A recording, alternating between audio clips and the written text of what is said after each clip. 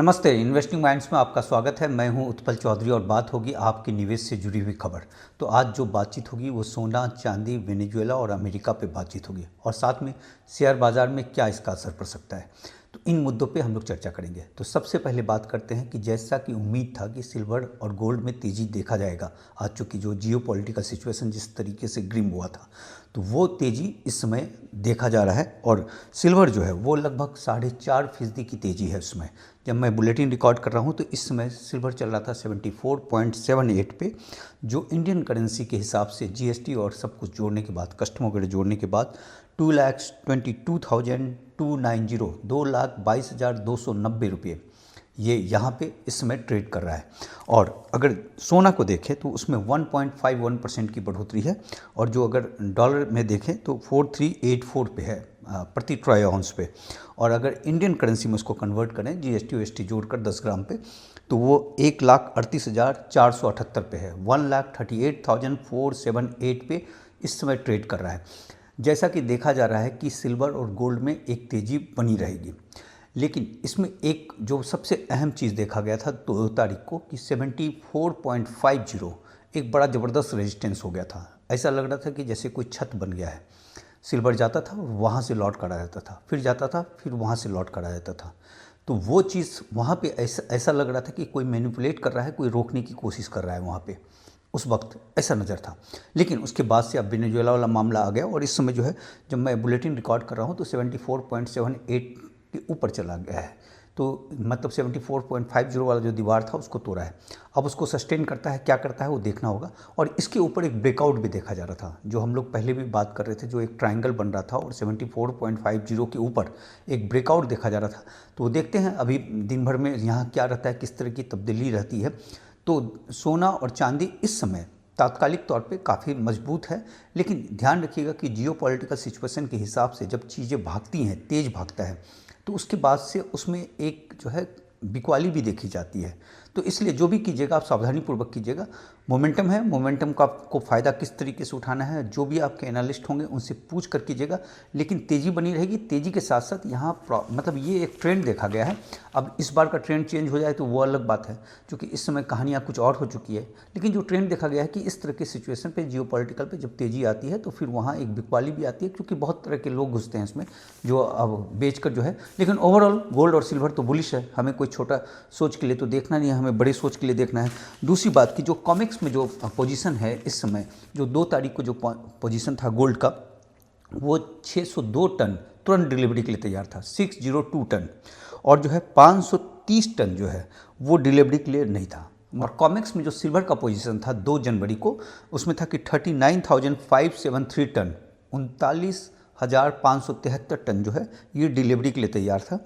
और जो डिलीवरी के लिए जो तैयार नहीं था, जो कॉमिक्स के पास पड़ा हुआ था, वो उसमें से 1,312 टन, 1,312 टन जो है ये वहाँ पड़ा हुआ है, जो कि बिकने के लिए तैयार नहीं है। जिसमें कि ईटीएफ का भी अच्छा खासा है हुआ, लगभग जो ईटीएफ का जो 25,000 जो है वो इसके अंदर आ जाएगा। जो और बाकी जो जितने बड़े बड़े इन्वेस्टर सब हैं उनका रहा होगा, जो है मॉर्गन का रहा होगा, तमाम चीज़ों का रहा होगा। तो इस तरीके से जो ये सिल्वर और इसका पोजीशन है, तो अब देखते हैं। हालांकि ये जो चीज़ें कही जाती है कि जिस तरीके से 1 लाख बिकने के लिए तैयार नहीं है, तो सिर्फ 28% ही बिकने के लिए तैयार है।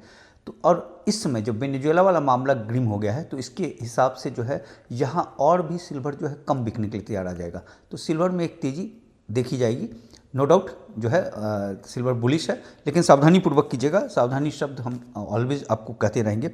बाकी एक चीज़ जो देखा गया था कि 2026 की शुरुआत में जो 2 जनवरी तक कि उस समय जो सिल्वर जो आदान प्रदान हो रहा था, वो डाइचे बैंक ने 101 मैट्रिक टन सिल्वर बेचा था और जेपी मॉर्गन ने उसमें से 70 मैट्रिक टन सिल्वर खरीदा था और सिटी ग्रुप ने 67 मैट्रिक टन खरीदा था। मतलब एक बैंक से दूसरे बैंक पे ट्रांसफ़र हो रहा है और ये इसी तरीके से करते हैं और उसके बाद से रेट को जो है मैनेज करते हैं। और ये पहले ये पेपर पे करते थे, क्योंकि पेपर में जो है वो हारता हुआ नज़र आ रहा है, तो फिजिकल करने लगे हैं। अब हम लोग जो मेन चीज़ बात करेंगे कि लैटिन अमेरिका को लेकर जो अमेरिका का एक पूरा प्लान है और जो जियोपॉलिटिकल सिचुएशन को किस तरीके से पूरा बिगाड़ कर रख देगा। और जियोपॉलिटिकल सिचुएशन बिगड़ेगा तो बट नेचुरल सी बात है कि गोल्ड और सिल्वर मजबूत दिखता है, जो ऑलवेज देखा जाता है। अब अमेरिका के पास जो गोल्ड आएगा जो 7,000 टन जो भी है जिस तरीके से भी करे उसमें अभी वक्त लगेगा, नो डाउट वो तुरंत नहीं होगा। जो भी बात हमने कल कहा था वो 1 साल 2 साल के प्रोस्पेक्ट्स में आगे देखते हुए बात किया था। लेकिन अभी जो जियोपॉलिटिकल सिचुएशन जिस तरीके से ग्रिम हो गया है और ये और भी गंभीर होता चला जाएगा। इसमें जो खबर आ रही है कि जो मेन जो इसका रीज़न देखा जा रहा था कि इसमें एक जो डॉक्ट्रिन है, ये नवंबर का डॉक्ट्रिन था इनका, नेशनल सिक्योरिटी स्ट्रेटजी करके, तो इसको लागू किया गया है। लेकिन इसको लागू करने के लिए वजह क्या था कि इस साल 2026 में $9 ट्रिलियन वो उसका कंप्लीट हो रहा है। जो अमेरिका ने जो लोन लिया हुआ था, जो कर्ज लिया हुआ था $9 ट्रिलियन, वो पूरा हो रहा है।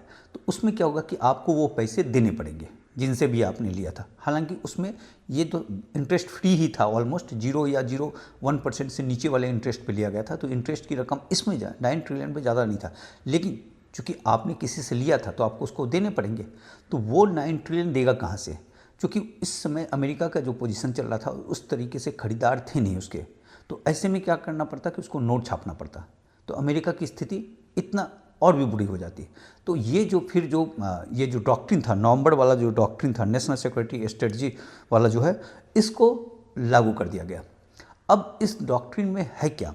देखिए, इस पूरे पेपर में ये है कि मोनरो डॉक्ट्रिन 1823, उसमें जो है जेम्स मोनरो जो थे वो वहाँ के प्रेसिडेंट थे और उसमें उन्होंने एक रूल बनाया था कि जितना भी वेस्टर्न हेमीस्फीयर है, वेस्टर्न हेमीस्फीयर मतलब नॉर्थ अमेरिका पूरा, और जो है साउथ अमेरिका जो लैटिन अमेरिका है, वो बीच में सेंट्रल अमेरिका हो गया, कैरिबियन हो गया जो वेस्ट इंडीज वगैरह हम लोग जो जानते हैं क्रिकेट को लेकर, वो, और ग्रीनलैंड तक ऊपर पनामा भी हो गया उसके अंदर। ये इस पे उनकी एक पॉलिसी थी कि यहाँ पे किसी का हस्तक्षेप नहीं बर्दाश्त किया जाएगा। अब उसी डॉक्ट्रिन को उठाकर जो है ट्रंप ने उसको अपने अंदाज में कन्वर्ट कर लिया है और जो चीज़ें हो रही हैं उसी जो मोनरो डॉक्ट्रिन था 1823 उसी के आधार पर हो रहा है। और इसके प्लान जो हैं बड़े खतरनाक हैं, जो रिफ्लेक्ट करेगा कि जियोपॉलिटिकल सिचुएशन किस तरीके से बिगाड़ कर रख देगा। और जियोपॉलिटिकल बिगड़ेगा तो बट नेचुरल सी बात है कि गोल्ड और सिल्वर मजबूत होंगे, बाकी कमोडिटीज़ में भी जो है उसका इम्पैक्ट रहेगा, पॉजिटिव इम्पैक्ट रहते। लिखी हुई है कि अमेरिका का योजना है कि लैटिन अमेरिका के जो है राजनीतिक, प्राकृतिक संसाधन, रेयर अर्थ एलिमेंट पे एक तरीके से पूरी तरीके से कब्जा कर लेना, ये उसमें उसका उद्देश्य है। तो अमेरिका की ये योजना भी है उसमें कि निर्माण कार्य जो है वो लैटिन अमेरिका में हो ताकि सस्ते मजदूर जो है उत्पादन सस्ता बने और चीन को कॉम्पिटिशन दिया जा सके। पनामा को उसने मजबूर किया कि जो है आप जो है हांगकांग की कंपनी को पोर्ट वाले से हटाकर ब्लैक रॉक दे। ग्रीनलैंड को लेकर वो बोलने लगे हैं, अभी फिर से उसका बयान आ गया है कि एनर्जी के लिए बहुत ज़बरदस्त है।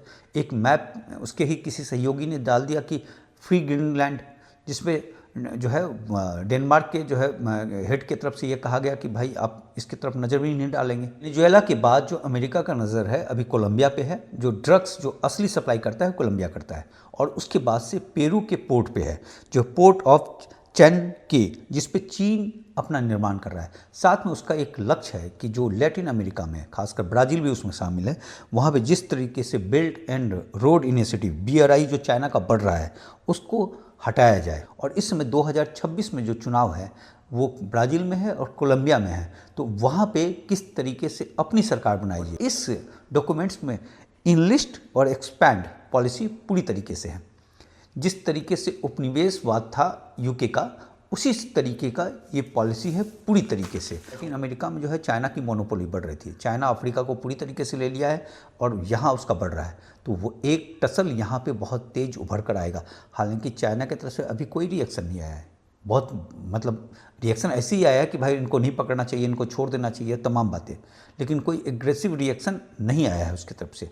अब उसका स्ट्रेटजी देखना होगा कि आगे क्या रहता है। हालांकि नॉर्थ कोरिया की तरफ से आ गया, नॉर्थ कोरिया ने उसको धमकी भी दे दिया, नॉर्थ कोरिया ने वहाँ ब्लास्टिक मिसाइल का जो है परीक्षण भी कर दिया। अब वो कह रहा है कि हम क्रूज मिसाइल का जो है लंबी दूरी की मिसाइल का भी परीक्षण करेंगे। तमाम चीज़ नॉर्थ कोरिया के जरिए आ रहा है, या तो रसिया और चाइना जो है नॉर्थ कोरिया के जरिए बुलवा रहे होंगे।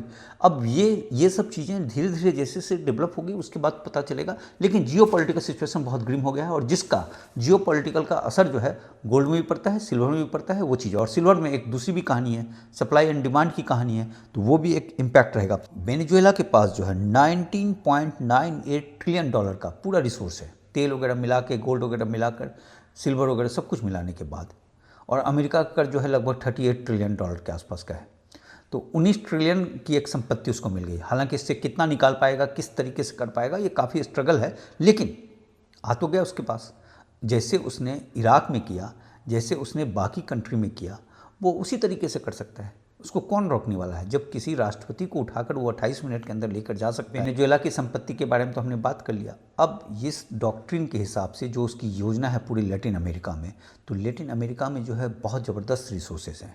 अगर आप उसको देखें, लिथियम जो है वो पूरे वर्ल्ड का 50% रिजर्व जो है वो जो है लैटिन अमेरिका में है, जिसमें बोलिविया, चिली, अर्जेंटीना के पास बहुत ज़बरदस्त है। कॉपर, पूरे वर्ल्ड का 41% कॉपर जो है वो लैटिन अमेरिका के पास में है। सिल्वर में तो पेरू जानते ही आप, मैक्सिको जानते हैं, अर्जेंटीना जानते हैं, चिली, इन जगहों पे बड़ी ज़बरदस्त उत्पादन है और पूरे उत्पादन का 50% सिल्वर जो है वो लैटिन अमेरिका देता है। और रिजर्व जो है वो भी 45% के आसपास जो है, पूरा जितना जो 5 लाख मैट्रिक टन जो पड़ा हुआ है माइन के अंदर, उसमें से 45% के आसपास जो है वो लैटिन अमेरिका में है। गोल्ड जो है ये पूरे वर्ल्ड का जो है 20% गोल्ड रखता है। और इस तरीके से zinc, tin, lead, iron ore, graphite, nickel, cobalt, सब जगह इसका ज़बरदस्त मोनोपोली है। तो लैटिन अमेरिका जो है बहुत ज़बरदस्त रिसोर्सेज है। और ये जो चीज़ था कि जिस तरीके से वो चाइना से पिछड़ रहा था, रेयर अर्थ मटेरियल से लेकर तमाम चीज़ों को लेकर, और इकॉनमी जिस तरीके से उसका फंसा हुआ था, इस एक मूव ने उसकी इकॉनमी को स्ट्रांग करेगा, नंबर एक। दूसरी बात कि वो तमाम चीज़ मिल जाएगा। तो इसके बाद से चाइना जिस तरीके से रेयर अर्थ मटेरियल पे उसको सामने लाकर खड़ा कर दिया था, जो है बिल्कुल घुटने पे ला दिया उसने, और 1 साल का एग्जम्पशन दिया जो है, तो वो धीरे धीरे उस प्लान पे काम कर रहा है। लेकिन यहाँ जो सबसे बड़ी बात है प्रोसेसिंग, क्योंकि जो प्रोसेसिंग है वो 90% चाइना करता है। और यहाँ रेयर अर्थ तो मिल गया, लेकिन प्रोसेसिंग करने के लिए फैक्ट्री लगानी पड़ेगी और तमाम चीज़ें, लंबा समय है।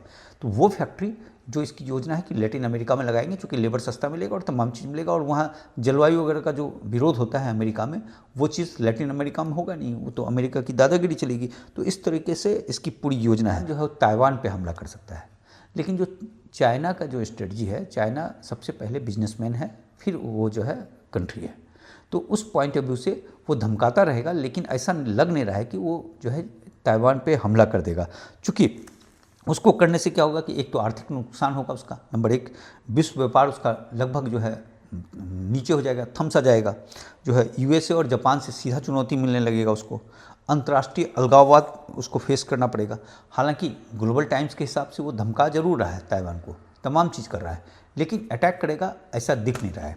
अब देखते हैं कि हमारे शेयर बाज़ार में किस तरीके का असर रहता है। हालांकि इस तरह के जियोपॉलिटिकल सिचुएशन का जो है शेयर बाज़ार में बड़ा गंदा असर पड़ता है, लेकिन हमारे पॉइंट ऑफ व्यू से देखें तो हमें कोई ज़्यादा फर्क तो पड़ नहीं रहा है। तो देखते हैं कि हमारा शेयर बाज़ार किस तरीके से रिएक्ट करता है। बाकी इंटरनेशनल बाज़ार पे जो बातें होंगी, अब अमेरिका का बाज़ार इसको किस तरीके से लेता है वो बड़ा कंसर्न होगा, क्योंकि अमूमन जियोपॉलिटिकल के हिसाब से बाज़ार को गिरना चाहिए तेज, लेकिन अमेरिका को जिस तरीके से राहत मिल रही है उसकी इकॉनमी को, भले कदम गलत है, लेकिन जो राहत मिल रही है तो उसको किस तरीके से बाज़ार लेता है वो देखना होगा। तो वेट एंड वॉच वाली स्थिति होगी। प्लीज़ चैनल को लाइक करें, सब्सक्राइब करें, और जो मेंबरशिप ज्वाइन कर रहे हैं उनके लिए एक सूचना है कि हम जो है हर सोमवार, बुधवार और शुक्रवार, मंडे, वेडनेसडे एंड फ्राइडे को आपके लिए एक नया वीडियो डालेंगे। और दूसरी बात कि जो फैक्ट लाइन विथ उत्पल है उसमें जो है ट्यूसडे, थर्सडे और सैटरडे को डालेंगे, संडे ऑफ लेंगे उसमें। और ये जो इन्वेस्टिंग माइंड्स है, यहाँ ये 7 दिन यहाँ वीडियो डलता रहेगा।